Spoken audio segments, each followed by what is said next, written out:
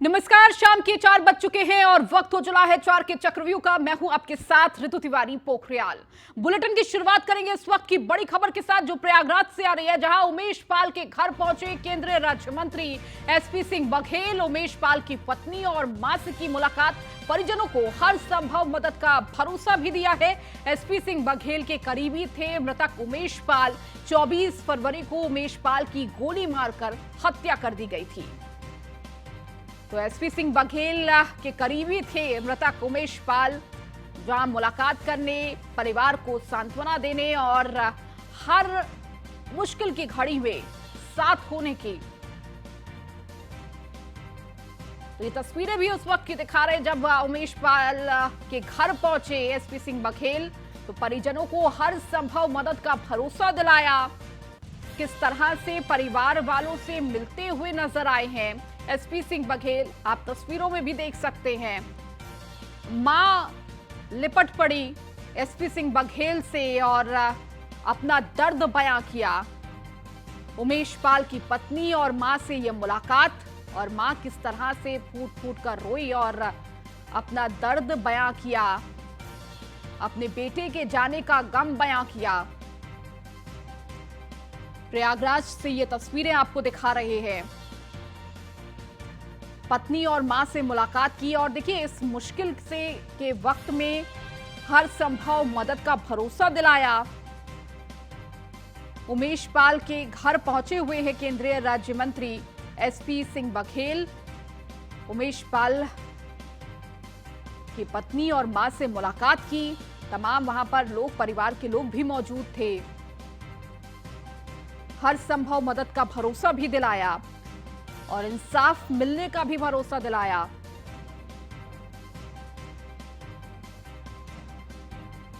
तो एसपी सिंह बघेल के करीबी था उमेश पाल और किस तरह से मां केंद्रीय राज्य मंत्री एसपी सिंह बघेल से लिपट कर रोने लगी, अपना दुख, अपना दर्द बयां किया और इंसाफ की गुहार भी लगाई।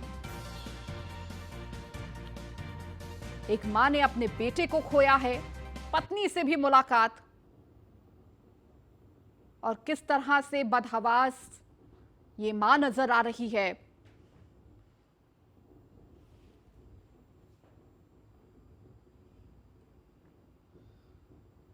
चलिए खबरों में आगे बढ़ेंगे। सपा प्रमुख अध्यक्ष अखिलेश यादव ने योगी सरकार पर जमकर निशाना साधा। उन्होंने कहा कि जब से बीजेपी सरकार आई, कानून व्यवस्था ध्वस्त हो गई है। सुप्रीम कोर्ट, हाई कोर्ट ने सरकार को लताड़ा है। सुप्रीम कोर्ट ने यहां तक कहा कि क्या यूपी में जंगल राज है। कि मिट्टी में मिला देंगे अपराधियों को। जिस तरीके से डायलॉग मारे जाते हैं फिल्मों में, ये सरकार डायलॉग से चल रही है। सरकार डायलॉग से चल रही है। और जिस सरकार का परमानेंट डीजीपी ना हो, एक ही अधिकारी पर इंटेलिजेंस हो, एक ही अधिकारी पर सब कुछ हो, उसके बाद कैसे उम्मीद कर सकते हो कि प्रशासन सही खबर मुख्यमंत्री और सरकार तक पहुंचाएगा। जब एक ही अधिकारी के पास सब कुछ होगा, आखिरकार सूचना क्यों रोक रहा है कोई? सरकार ये जब कहती है मिट्टी में मिला देंगे, तो टॉप 10, टॉप 100 की सूची जारी करने में सरकार को क्या दिक्कत है? क्या लगता है एनकाउंटर सही नहीं हुआ? सवाल ये नहीं है, सवाल डायलॉग पे चल रही है सरकार। सरकार को लॉ एंड ऑर्डर ठीक करना चाहिए। जो सरकार अपना डीजीपी नहीं बना पा रही हो, क्या उम्मीद करोगे उससे लॉ एंड ऑर्डर बेहतर होगा? एक तस्वीर वायरल हो रही है। देखिए, तस्वीर किसी के साथ भी हो सकती है। कल जब हम लोग खाना खा रहे थे तो हमारी तस्वीर मुख्यमंत्री जी के साथ थी, और अगर मुख्यमंत्री जी ने अपने केस वापस न लिए होते तो सोचो आप क्या चला रहे होते। तो आज ये सोशल मीडिया का जमाना है, कोई भी आता है फोटो खिंचवाता है। आपने आधी फोटो देखी, लाने वाला भी उसके अंदर फोटो के अंदर है, जिसने मिलाया वो भी फोटो के अंदर है। सरकार ये कहती है कि मिट्टी में मिला देंगे अपराधियों को। सपा के राष्ट्रीय महासचिव शिवपाल यादव ने यूपी की कानून व्यवस्था को लेकर बड़ा बयान दिया है। उन्होंने योगी सरकार पर निशाना साधते हुए कहा कि प्रदेश की कानून व्यवस्था ध्वस्त है। अमेठी, मुरादाबाद, प्रयागराज जैसी घटनाएं हो रही है। इंटेलिजेंस को पूरे तरीके से फेल बताया। व्यवस्था पूरी तरह से ध्वस्त है। आज देखिए फिर घटना हो गई अमेठी में, इससे पहले मुरादाबाद में हो गई, अमेठी में आज फिर हो गई, और इस तरीके से कई घटना हो गई। और अभी तो बता रहे हैं कि एक पकड़ा गया, 2 पकड़े गए, तो और भी तो हैं, और का भी तो गिरफ्तार करना चाहिए। इनकी इंटेलिजेंस बिल्कुल फेल है और उसी की वजह से ऐसी घटनाएं हो रही हैं, तो कानून व्यवस्था बिल्कुल ध्वस्त है। अमेठी में बाइक सवार बदमाशों ने चुनावी रंजिश के चलते चाचा और भतीजे को गोली मारकर हत्या कर दी। मामला मुसाफिर खाना थाना क्षेत्र के दादरा रोड ईट भट्टे के पास का है, जहां पर तहसील में तैनात संग्रह अमीन और उसके भतीजे पर बदमाशों ने ताबड़तोड़ फायरिंग कर दी। गोली लगने से चाचा और भतीजे की मौत हो गई। बदमाशों ने वारदात को अंजाम तब दिया जब रात को चाचा भतीजे अपने घर लौट रहे थे। परिजनों की तहरीर पर पुलिस ने 5 लोगों के खिलाफ मुकदमा दर्ज कर आगे की कार्रवाई में जुट गई है। दाना मुसाफिर खाना पुलिस का एक गोली चलने का सूचना प्राप्त हुई थी। इसमें पुलिस ने तुरंत मौके पर पहुंच के पता किए थे। उसके बाद द्वारा पता चला है कि बदौर गांव का 2 लोग का गोली लग गई थी। दादरा गांव में ये घटना हुआ था। इसमें दोनों को तुरंत पुलिस ने अस्पताल भिजवाए थे, लेकिन वहाँ डॉक्टर के द्वारा इन दोनों का मृत घोषित किया गया है। अभी परिवार के द्वारा तहरीर प्राप्त किया है, अभी प्राप्त करके इसमें अभी एफआईआर दर्ज किया जा रहा है। बाकी बॉडी का पोस्टमार्टम के लिए आगे भेजा जा रहा है। स्कूल के पास इनको मार दिया। आप लोगों को कैसे जानकारी मिली? हम लोग वहाँ, हम तो थे वहाँ पर। आप साथ में थे? हाँ। अच्छा, इसके पहले क्या इनके ऊपर कोई और भी हमले हुए थे? इसके पहले जलालुद्दीन ने स्वयं किए थे इनके ऊपर हमला। इनके दाहिनी साइड पर गोली लगी थी। और अच्छा की वो मांग किए थे हम लोग, उस पर सीओ और कोतवाल की साइन भी हुई है, लेकिन हमें अभी तक सुरक्षा नहीं मिली। स्कूल के पास इनको मार दिया। आप लोगों को कैसे जानकारी मिली? और अधिक बातचीत करने के लिए हमारे साथ अमेठी से संवाददाता हंसराज हमारे साथ जुड़ चुके हैं। हंसराज, अभी इस पूरे मामले को लेकर क्या जानकारी मिल पा रही है? अधिकारियों की तरफ से अभी क्या जानकारी दी गई है फिलहाल?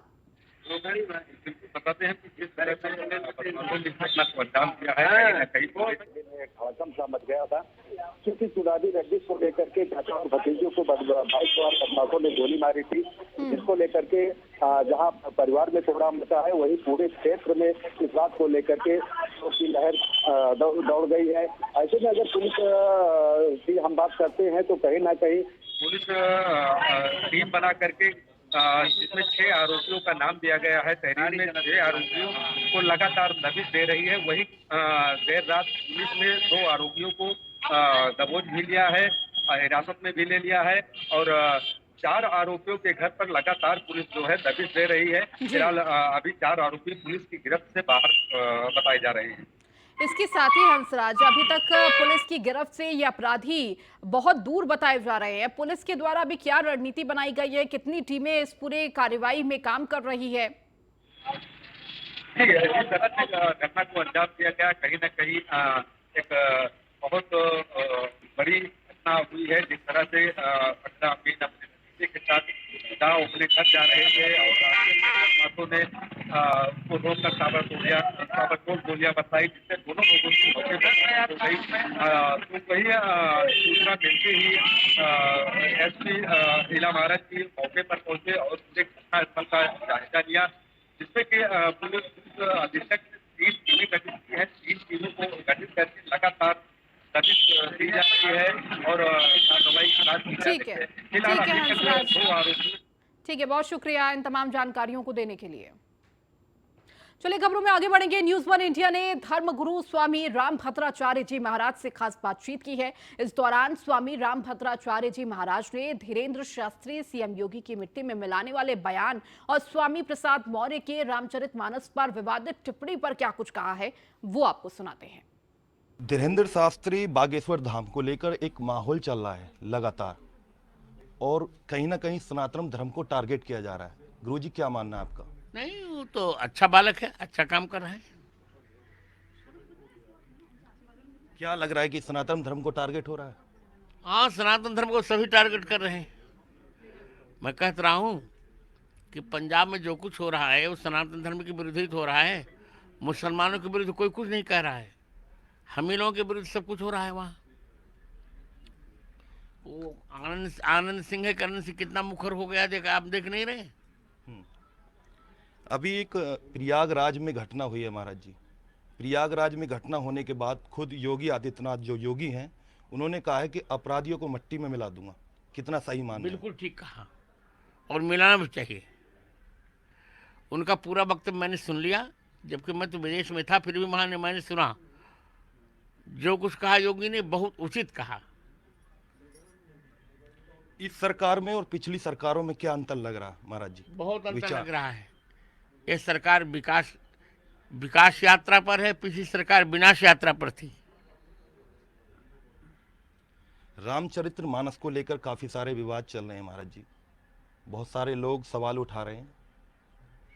स्वामी प्रसाद मौर्य को भी लेकर बोला जा रहा है। स्वामी प्रसाद मौर्य की बुद्धि सठिया गई है। वो व्यक्ति हारा हुआ व्यक्ति है, उसके जीवन का न कोई मूल्य है न अस्तित्व। उस पर मैं क्या टिप्पणी करूं? जो रामचरितमानस जी का क भी नहीं जानता, उस पर क्या कहा जाए। मैं तो यही कहूँगा कि रामचरितमानस का प्रत्येक अक्षर भारत के भाग्य का महामंत्र है। होली आ रही है, एक हफ्ते बाद होली है। देशवासियों को क्या मैसेज देंगे? यही मैसेज दूंगा कि इस होली में राष्ट्र विरोधी भावनाओं का ही होलिका दहन कर दिया जाए।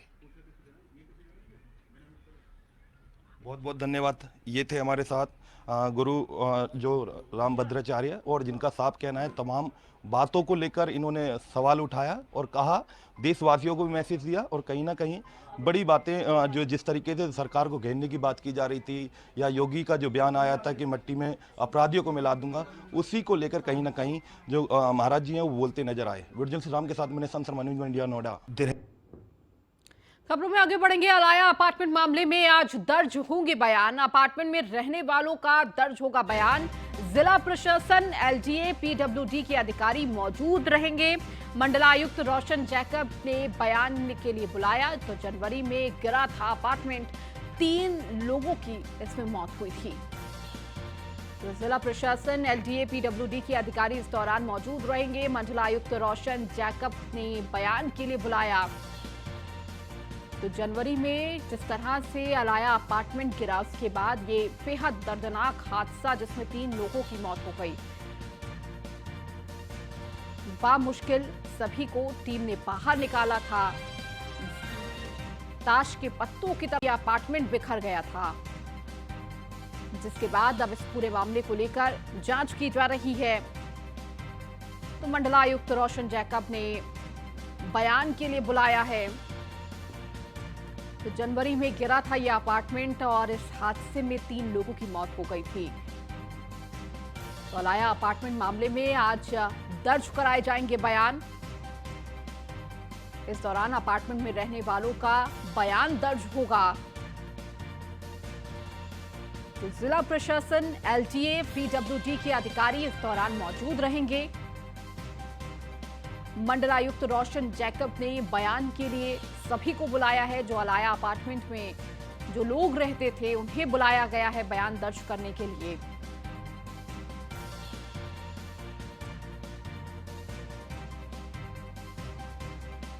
जनवरी में अलाया अपार्टमेंट जिस तरह से हादसा हुआ, उसके बाद इस पूरे मामले में जांच की जा रही है। और इस जांच के दौरान सभी अलाया अपार्टमेंट में रहने वाले लोगों का बयान दर्ज किया जा रहा है। तो आज ये बयान दर्ज होगा। मंडलायुक्त रोशन जैकब ने बयान दर्ज करने के लिए बुलाया है।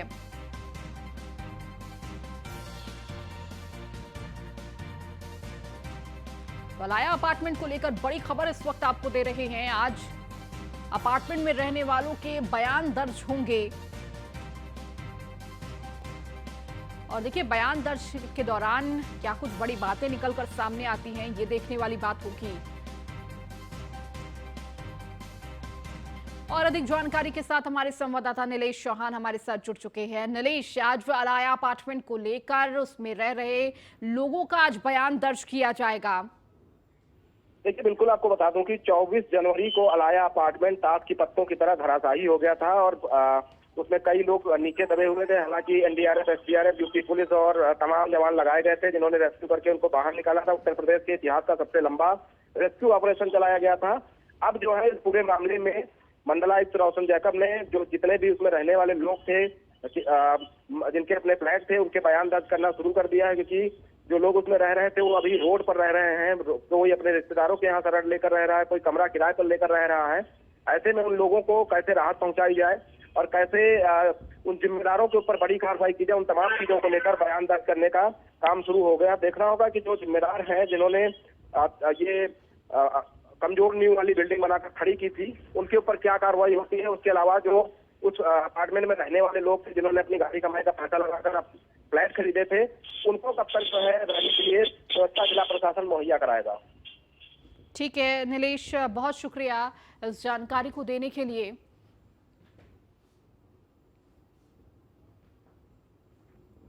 अब खबर कानपुर से है, जहां इरफान सोलंकी के खिलाफ बड़ी कार्रवाई। इरफान और रिजवान की संपत्ति की गई सीज।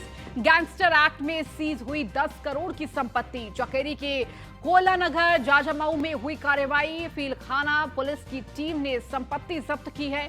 कई करोड़ की कीमत के 4 प्लॉट जब्त किए गए। तो गैंगस्टर एक्ट के तहत 10 करोड़ की संपत्ति को सीज किया गया है। चकेरी के कोलानगर जाजमाऊ में ये कार्रवाई हुई है। तो फीलखाना पुलिस की टीम ने संपत्ति को जब्त किया। इरफान सोलंकी पर यह बड़ी कार्रवाई। कई करोड़ की कीमत के ये 4 प्लॉट बताए जा रहे हैं जिन्हें जब्त किया गया है।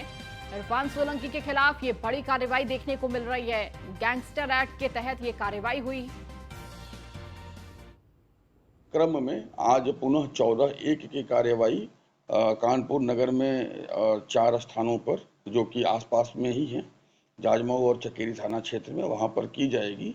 14/1 के तहत इन संपत्तियों का जब्तीकरण आज किया जाएगा।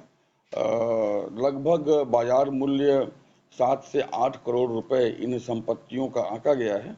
और कुछ और भी संपत्तियां हैं जो कि नोएडा में और मुंबई में हैं, उनमें भी आज इसी आदेश से 14/1 की कार्रवाई की जाएगी। लेकिन चूंकि दूरी उसकी ज़्यादा है, अतः वह कार्रवाई ऑन ग्राउंड फिजिकली कल या परसों संभव हो सकेगी। क्रम में आज पुनः 14।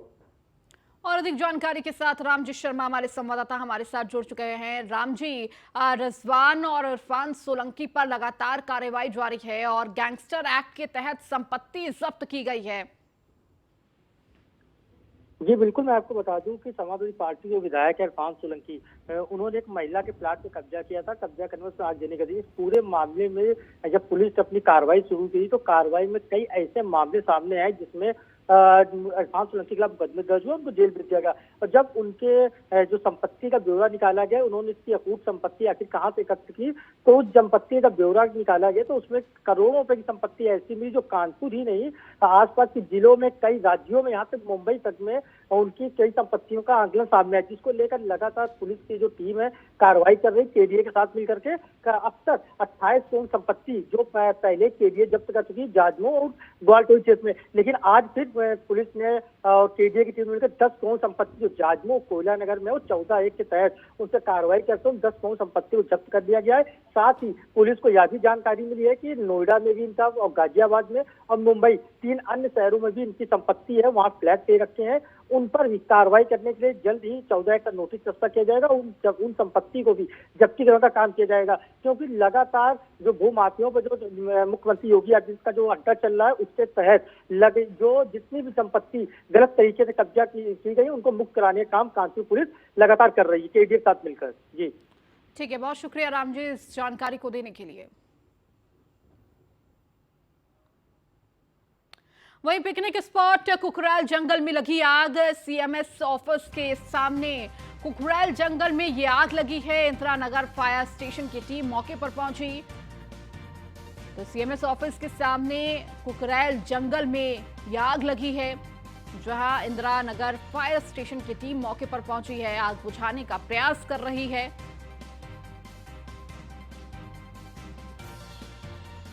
तो पिकनिक स्पॉट कुकरैल जंगल में ये आग लगी। सीएमएस ऑफिस के सामने कुकरैल जंगल में ये आग। इंदिरानगर फायर स्टेशन की टीम मौके पर।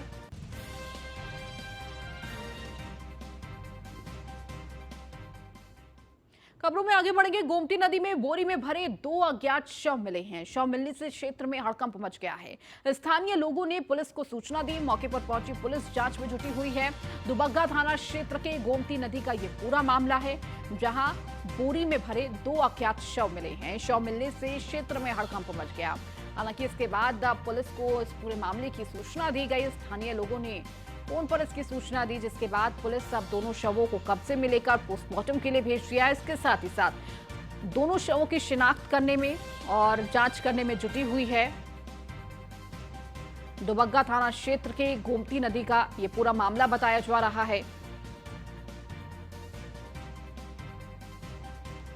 बड़ी खबर इस वक्त लखनऊ से दे रहे हैं। शव मिलने से क्षेत्र में हड़कंप मचा। गोमती नदी में बोरी में ये 2 शव मिले हैं, जिसके बाद स्थानीय लोगों ने पुलिस को इस पूरे मामले की सूचना दी। अब पुलिस दोनों शवों की शिनाख्त में लगी हुई है और किस तरह से ये शव, इनकी हत्या की गई, इसकी जांच में पुलिस जुटी हुई है।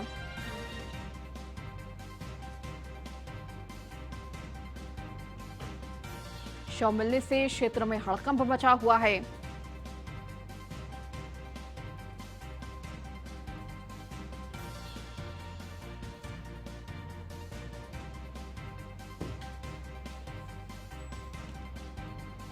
और अधिक जानकारी के साथ संवाददाता नीलेश चौहान हमारे साथ जुड़े हुए हैं। नीलेश, जिस तरह से अज्ञात 2 शव बरामद हुए हैं, इसके बाद पुलिस के द्वारा क्या जानकारी दी जा रही है? क्या अभी तक का इन शवों की शिनाख्त हो पाई है? देखिए, बिल्कुल आपको बता दूं कि दुबग्गा थाना क्षेत्र के अंतर्गत नदी में 2 अज्ञात व्यक्तियों के शव मिले हैं। जिस तरीके से शव मिले हैं, बोरे में बंद थे दोनों शव और दोनों के हाथ पैर बंधे हुए थे। इससे ये साफ जाहिर होता है कि या तो हत्या करके इनको नदी में फेंका गया है या कोई दूसरी वजह रही है, जिस कारण जो है इस तरीके से बोरे में बंधे हुए शव मिले हैं। हालांकि पुलिस अभी शिनाख्त नहीं कर पाई है। शव को निकालकर पोस्टमार्टम के लिए भेज दिया गया है और शव के पास से जो सामान बरामद हुआ है, जो कपड़े हैं, उस हिसाब से जो है पुलिस पड़ताल करने में जुटी हुई है कि आखिर ये शव कहां से आए हैं। क्या लखनऊ के अंदर के ये शव हैं या फिर नदी में बहकर कहीं दूसरे जनपद से लखनऊ तक पहुंचे हैं। ऐसे में पुलिस कई पहलुओं पर जांच कर रही। जांच करने के बाद ये पता लगाया जाएगा कि अज्ञात व्यक्तियों के शव लखनऊ कैसे पहुंचे हैं और क्या वजह से इस तरीके से हाथ पैर बांधकर बोरे में भरकर फेंकने की, तमाम पहलुओं पर जांच की जा रही है। ठीक है नीलेश, बहुत शुक्रिया इस जानकारी को देने के लिए। चलिए खबरों में आगे बढ़ेंगे। 8 पीसीएस अधिकारियों के तबादले देखने को मिले हैं। आनंद कुमार शुक्ला बने हैं अपर निदेशक सूडा लखनऊ। श्री प्रकाश गुप्ता बने मुख्य विकास अधिकारी आजमगढ़। संतोष कुमार वैश्य बने मुख्य विकास अधिकारी गाजीपुर। राकेश कुमार पटेल बने अपर जिला अधिकारी बदायूं। राकेश कुमार गुप्ता बने मुख्य राजस्व अधिकारी प्रतापगढ़। रेणु सिंह बनी नगर मजिस्ट्रेट बरेली। विनय कुमार सिंह बने अपर जिला अधिकारी हापुड़। मंगलेश दुबे नगर मजिस्ट्रेट मिर्जापुर बनाए गए हैं। ये बड़ी जिम्मेदारियां। और अधिक जानकारी के साथ मनीष हमारे साथ जुड़े हुए हैं। मनीष, क्या जानकारी इन तबादलों की? के तबादले किए गए थे। आज उसी क्रम में देखा गया है कि कई जो 8 पीसीएस अधिकारी हैं उनके तबादले किए गए हैं। आपको बता दें, आनंद कुमार शुक्ला जो कि अपर निदेशक सूडा लखनऊ बनाए गए हैं। साथ ही प्रकाश गुप्ता हैं जो सीडीओ आजमगढ़ बनाए गए हैं। संतोष कुमार वैश्य सीडीओ गाजीपुर बनाए गए हैं। राकेश कुमार पटेल अपर जिला अधिकारी बदायूं बनाए गए हैं। राकेश कुमार गुप्ता मुख्य अधिकारी प्रतापगढ़ बनाए गए हैं। रेणु सिंह को नगर मजिस्ट्रेट बरेली बनाया गया है और साथ ही साथ विनय कुमार सिंह अपर जिला अधिकारी हापुड़ और मंगलेश दुबे उनको नगर मजिस्ट्रेट मिर्जापुर बनाया गया। तो हमने देखा था जिस तरीके से लगातार हम कई दिनों से देखे थे कि तबादला एक्सप्रेस उत्तर प्रदेश में चल रहा था, जहाँ तमाम आईएएस अधिकारी और आईपीएस अधिकारी के तबादले हुए थे। उसी क्रम में देखा है कि पीसीएस अधिकारियों के भी तबादले और माना जा रहा है कि जो वरिष्ठ आईएएस अधिकारी जिनका कार्यकाल आज खत्म हुआ है, उनकी जगह भी कुछ बड़े नामों की चर्चा है, जो कि आज शाम देर रात तक हो सकता है कि नामों पे भी मुहर लग जाए और उन आईएएस अधिकारियों के भी नाम से मुहर लग जाए। जी ठीक है मनीष, बहुत शुक्रिया इस जानकारी को देने के लिए। चलिए मेरे साथ 4 के चक्रव्यूह में फिलहाल इतना ही। बने रहिए न्यूज़ 1 इंडिया के साथ।